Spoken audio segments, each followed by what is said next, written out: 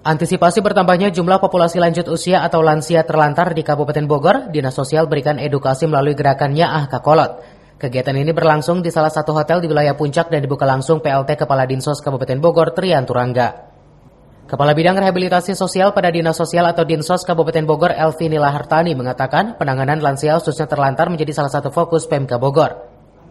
Elvi juga menjelaskan rata-rata lansia terlantar di dalam rumah karena tidak mendapat perhatian dari anaknya. Dalam hal ini, lansia terlantar bukan berarti tidak mendapat perhatian atau kasih sayang dari anaknya, melainkan ada sebab yang membuat itu terjadi.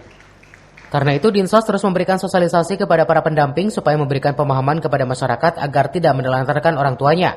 Dinkos juga menghimbau agar masyarakat melaporkan jika ada kasus lansia yang terlantar.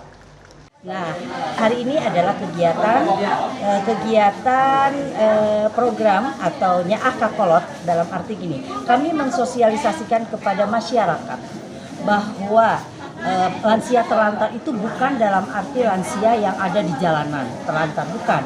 Di dalam rumah pun bisa ada lansia terlantar. Contohnya yang kurang diperhatikan oleh keluarganya, ya itu adalah lansia terlantar.